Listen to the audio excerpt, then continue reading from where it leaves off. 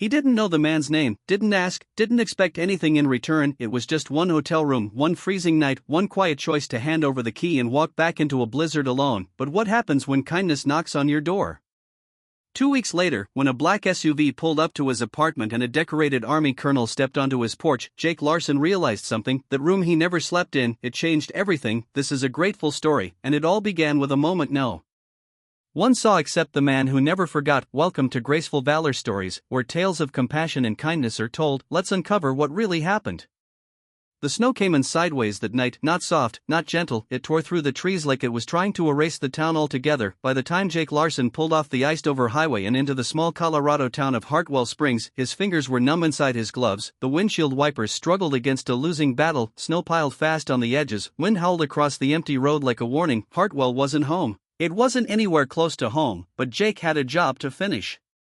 And one more night on the road before heading back to his apartment in Arvada. He was 28, a field technician for Mountain Line Telecom, mostly cell towers and data cables. Not glamorous work, but steady, clean, straightforward, and Jake liked it that way. He didn't mind the cold or the solitude or the hours. What he minded was the growing ache in his lower back and the stiff limp in his left foot. The kind that reminded him he wasn't as invincible as he'd once believed. He'd spent the day climbing frozen utility poles and crawling under failing relay boxes. His jacket was still damp, his boots squeaked from half-melted snow and his shoulders drooped from 12 hours of fighting equipment that refused to cooperate. He was done. Through the blur of sleet and whiteout, he spotted it, a faded motel sign flickering behind a crusted wall of snow. Hartwell Pines, vacancy, heat cable, just 3 rooms left, the blinking LED said. Jake exhaled. He'd booked ahead that morning just in case. He always did. Discipline was second nature now, habits carved into him from years of being the guy people called when things broke. He pulled into the lot. Every parking spot was full. People sat idling in their cars, breath fogging the windows. One woman had a crying toddler strapped to the back seat. A man stood outside smoking in the wind, hands shaking as he lit a match. Jake rubbed his eyes. He'd never seen it this packed. Inside, the lobby buzzed with tension. Families huddled near the front desk, boots soaked, jackets dripping. A small generator hummed in the corner, barely keeping the lobby lights alive. The front desk clerk, a college kid in a beanie, looked one wrong word away from a breakdown. Jake stepped inside, the warmth hitting him like a wave. His limbs tingled with the sting of thawing skin. His breath came shallow. He took a place near the back of the line, hands in pockets, head down. He didn't need conversation. He just needed his key. Room 207, second floor. Nothing fancy. And then he saw him off to the right near the vending machine that hadn't worked in years. Sat an older man, maybe 60, maybe older. It was hard to tell. He had a prosthetic below the left knee, metal and carbon fiber. The rest of him was layers of wool, army green, and exhaustion. His gray hair was pressed flat under a worn ball cap. His eyes were closed, jaw clenched. His right hand gripped a pair of crutches like they were lifelines. The left trembled slightly as he tried to pull something from his coat pocket. A paper, crumpled, wet. Jake glanced toward the front desk. The clerk shook his head. No record of your reservation, sir. I'm sorry, but we're completely full. The man didn't argue, didn't raise his voice. He just stood there, wobbling slightly on the crutches, as if standing might somehow solve it. I called ahead, the man murmured, gave my name, gave the card to Frank Myers. I believe you, the clerk said, but he was already looking past him. I can't give you a room that's not in the system. The man nodded once, then turned and limped toward the wall, where he lowered himself slowly, painfully onto a bench. Jake watched the whole thing from across the room. His key was waiting, his name was in the system. All he had to do was say it. Instead, he stood there frozen. He'd seen the look on that man's face before, back when his uncle, a Marine Corps lifer, had come home from the hospital after his second stroke. That same tightness around the eyes, that same clenched dignity, trying not to shatter in public. Jake stepped forward. He reached the counter, gave his name. The clerk brightened, relief washed over his face. Yep, Jake Larson, room 207. You're all set. Jake paused, looked over his shoulder at the man on the bench. The veteran had pulled his coat tighter, his footless pant leg was soaked from the knee down, his breath came slow and shallow. Jake turned back to the clerk. You said you're full, right? The kid blinked. Yeah, completely booked. Jake nodded once, then slid his ID across the counter. I won't be needing the room. Change the name on the reservation. Wait. What? Jake pointed toward the bench. Frank Myers, Vietnam vet, by the look of it. Give him my room. The clerk stammered. Sir, are you sure? Jake didn't answer. He just grabbed his gloves, zipped up his jacket, and walked away. He passed the bench on his way out. The man looked up, startled. Jake held out a folded slip of paper, the reservation printout. It's warm, fresh towels. Too, you should take it. The veteran blinked. Why would you do that? Jake shrugged. You need it more, but where will you? Hop pulled on his gloves, nodded toward the storm outside. "Don't worry about it, I'm not far," and before the man could object, Jake pushed open the glass doors and stepped back into the blizzard. No one saw him go, no one followed. He walked through knee-deep snow, past the row of trucks and minivans, and climbed into his old Ford pickup. The heater barely worked, the seat creaked, but it was shelter. Jake leaned his head against the window, watching the flakes blur past the street lamp. His whole body ached. He hadn't eaten since lunch, but for the first time in weeks, he felt steady, not proud, not noble, just steady. And behind him in room 207, a man who'd once worn the uniform of a country now too distracted to look back, sat on a clean bed, in a warm room, whispering a quiet prayer that someone still remembered. Jake didn't sleep well that night. The truck was cold, the wind never stopped howling, but he never regretted a thing. He didn't know that 2 weeks later someone would come knocking, someone in uniform with a letter in hand, but even if he had, Jake would have done it all the same. He didn't need thanks, didn't need credit. Sometimes, the right thing is enough, even if no one else sees it, even if it's just you, in a room you never slept in. Can a single act of kindness rewrite your future? The storm didn't end that night, not on the road, not in Jake Larson's chest. He spent the long hours curled up in the driver's seat of his pickup truck, parked behind an old boarded-up bus depot 2 blocks from the motel. The snow crept in through the window seals, the cold settled in his bones. The cab never got warm, not really, not with the engine off, not when the wind screamed through town like it had something to prove. Jake stayed awake most of the night anyway. He closed his eyes for minutes at a time, never more. Every time he drifted off, the ache in his legs or the sharp chill across his cheeks pulled him back. He shifted, adjusted, tucked his hands under his arms, watched the windshield frost over again and again. At 1 point around 3 a.m., a snowplow passed down the main road, headlights slicing through the white. The driver never saw Jake's truck, never slowed down. Jake didn't blame him. He wasn't supposed to be here anyway. When morning finally came, it didn't arrive gently. It clawed in through the foggy windshield, all gray skies and sub-zero air. The storm had calmed, but the damage was done. Jake's throat burned, his muscles ached. His left shoulder had stiffened so badly it barely moved when he reached for the door, but he made it through, and somehow that was enough. He didn't think about the night he'd lost, didn't let himself feel it. Instead, he cranked the engine to life, turned the heat to full blast, and let the truck idle for 15 minutes before pulling out of the lot. There were no headlines, no cameras, no one clapping him on the back. He just drove. 6 hours later, Jake pulled into his apartment complex in Arvada, a little town tucked between Denver and nowhere. Not much to look at, but it was home. He lived in a second-floor unit above a laundromat. No roommates, no pets, just Jake and the hum of the dryers below. The walls were bare, the furniture was secondhand, the heating unit rattled when it kicked on, but it was warm, it was quiet, and after the night he'd had, that was more than enough. Jake peeled off his wet clothes, showered long enough to thaw his toes, and collapsed into bed. He slept hard, no dreams, just darkness, just stillness. When he woke up the next morning, the storm was already fading into memory. Life, after all, didn't slow down for quiet decisions. By Tuesday, Jake was back on job sites, back in crawl spaces, back on his hands and knees, splicing fiber lines through snow-packed yards and frozen basements. He worked alone mostly. People liked him, they trusted him, but he didn't let them in. Jake wasn't unfriendly, he was just tired of small talk, of noise, of pretending to care about things that didn't matter. He had a system: show up early, work hard, say yes, sir, say no, ma'am, get it done, go home. It was the kind of life that didn't leave a mark, but also didn't ask for much. Except lately, something felt different. Jake found himself zoning out during lunch breaks. His coworkers cracked jokes, he barely heard them. He was quieter than usual, not withdrawn, just somewhere else. And every now and then, when no one was around, he'd find himself thinking back to the man in the motel lobby, Frank Myers, the way his hands had trembled, the way he hadn't asked for help, but hadn't had the strength to refuse it either. Jake hadn't told anyone about that night, not his manager, not his neighbor downstairs, not even the waitress at the diner who always refilled his coffee before he asked. It wasn't shame, it was something else, something quieter, like the memory belonged in a different part of the world, a gentler part, one you didn't talk about too loudly or you'd scare it away. Still, the image of Frank stayed with him. The kind of memory that didn't ask to be revisited, but kept showing up anyway. Can a selfless act summon a life-changing reward? 1 week passed, then another. The weather eased, the ice melted, life returned to normal. Jake coughed more than usual. He chalked it up to a winter cold. He still went to work, still came home, still rinsed the coffee pot every night. Then one Thursday evening, he pulled into the parking lot after a long shift, climbed the stairs to his apartment, and stopped. There was a vehicle parked directly in front of his unit, a black SUV, government plates, clean, unmarked, idle. Jake's pulse ticked up, just slightly. He approached slowly, boots crunching against the gravel, and then he saw him, a tall man, late 50s, maybe early 60s, standing near Jake's front door, not dressed like law enforcement, not dressed like a salesman either. He wore a long wool coat, dark navy gloves, a military-style cap in one hand, and posture that didn't bend with age, the kind of presence that filled the space without raising its voice. Jake paused at the bottom step. The man turned toward him. Jake Larson, he asked, his tone calm but commanding. Jake nodded once. "That's me." The man stepped forward, extended a hand. "Colonel James Whitmore, retired, U.S. Army." Jake hesitated, then shook it. Whitmore's grip was firm, his eyes clear. Jake felt the hair on the back of his neck rise. "What's this about?"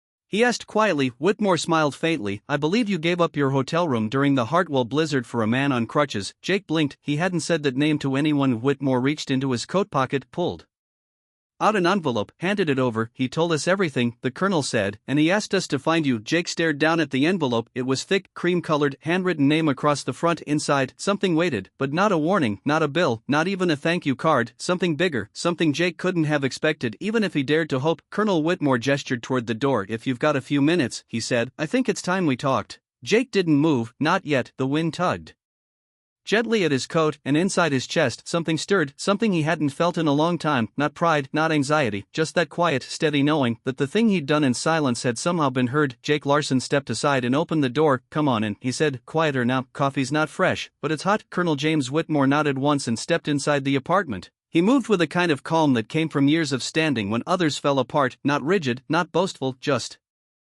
steady. Jake's place was simple: a worn couch, a second-hand table, a boot tray by the door with salt still clinging to the soles. He cleared 2 mugs off the counter and started the kettle. The colonel glanced around but didn't comment. He didn't seem uncomfortable, just observant. "You said Frank sent you?"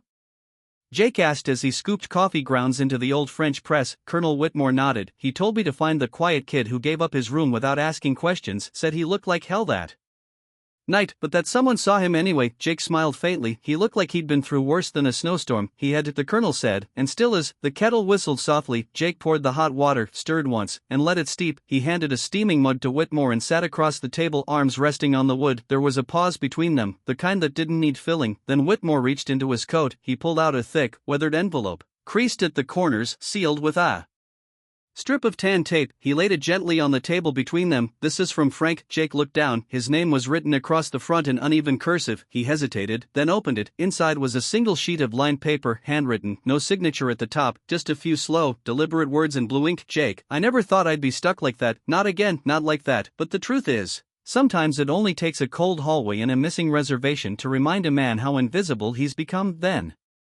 you walked up, didn't ask for a name, didn't ask if I was worth it. You just handed me your warmth and walked out into the storm like it was nothing." "It wasn't nothing to me. I don't know who taught you to see people like that, but they did something right." "I didn't sleep much that night, not because of pain, but because for the first time in years, I realized someone out there still remembered what service looks like even without a uniform. You may not know this, but I work with a group now. We build shelters for veterans, we fix homes, rebuild porches, patch roofs, and when I told them about you, every last one of them said the same thing: find him. So we did, and now I hope you'll let us return the favor. Frank Myers." Jake read it twice, then a third time. He swallowed once hard. Whitmore didn't rush him. When Jake finally looked up, his voice was, "I didn't think he even caught my name." "He didn't," Whitmore said, "not that night, but he has a way of remembering people, especially when they make him feel human."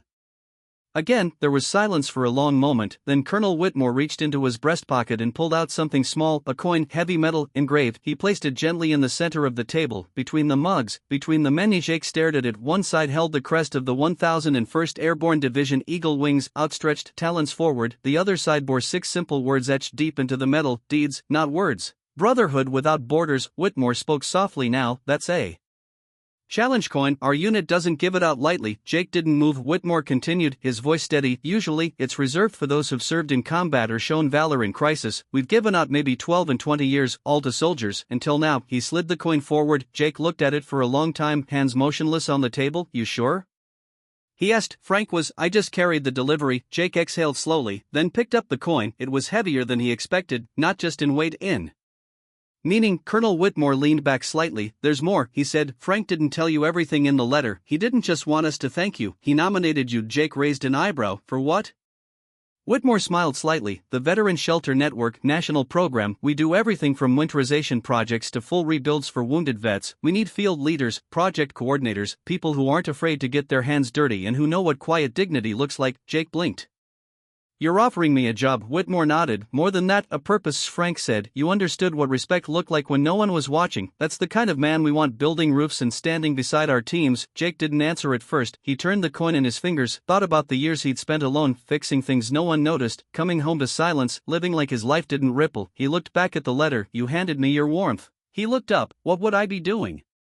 he asked. Whitmore smiled. Whatever needs doing. Jake grinned just slightly. That sounds familiar. The colonel stood, coaxing as he reached for his gloves. We're holding a briefing next week in Colorado Springs. Frank will be there, so will a few others who've been where he's been. I'll email you the details. Jake rose too, coin still in hand. He didn't say yes, not yet, but Whitmore seemed to know anyway. As the colonel stepped toward the door, he paused. One more thing, he said. Jake turned. Frank wanted me to tell you, he didn't remember your face, but he'll never forget how it felt to be seen. Then he was gone. The door clicked softly behind him and Jake stood there alone in his apartment, coin in one hand, letter in the other, and for the first time in years, the room didn't feel quite so empty. Jake Larson didn't say yes right away. He waited 2 days, then wrote a single-line email to Colonel Whitmore. I'm in, let me know where to show up. A week later, he drove to Colorado Springs with a thermos of coffee, the challenge coin in his pocket, and a question in his chest he didn't quite know how to name. At the community center, he met Frank Myers in person this time, not in the cold, not in the shadows of a motel lobby, but standing tall beside a blueprint table, barking orders with a smile that creased deep into his cheeks. Jake Larson, Frank said, squinting as if confirming the memory. You're taller than I imagined, you're warmer than last time, Jake replied.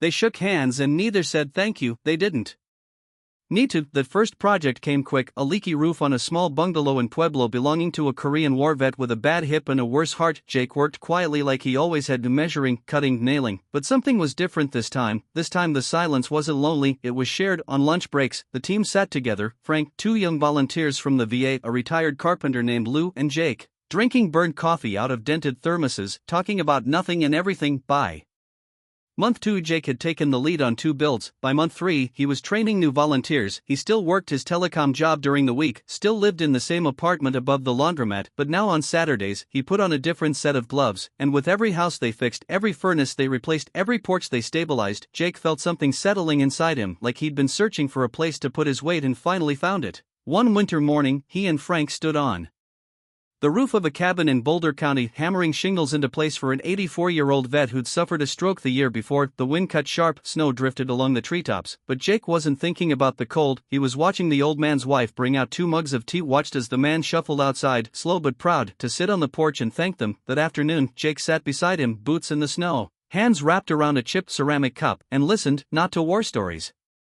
not to medals, but to memories about fishing trips and wedding days, about the taste of coffee before sunrise and how it feels to hear a grandchild laugh. Jake didn't talk much, he didn't need to. His presence said enough. Word started spreading back in Arvada. Neighbors asked where Jake disappeared to every weekend. The barista at the corner cafe noticed the paint stains on his hands. The hardware store clerk started setting aside discounted lumber without being asked. People started showing up, not all at once, but steadily. A high school shop teacher offered to help build ramps, a retired nurse volunteered to check on the veterans they served, even Jake's landlord offered a free storage unit for tools. No speeches, no banners, just people watching someone quietly build something meaningful and wanting to be part of it. And Jake, he let them. One Friday afternoon at the town farmer's market, Jake returned to his truck with 2 bags of apples, a tin of coffee beans, and a strange package sitting neatly beside his front tire, wrapped in brown paper, tied with a bit of twine. No return address. Jake glanced around, no one nearby. He knelt, picked it up, and opened it slowly. Inside, a hand-drawn map, faded, outlined in pencil. It marked a small clearing in the foothills just west of Nederland, and below the map, scrolled in the same blue ink as that first letter, "This is where I used to go when life got too heavy. Now it's yours. Find your quiet, Frank."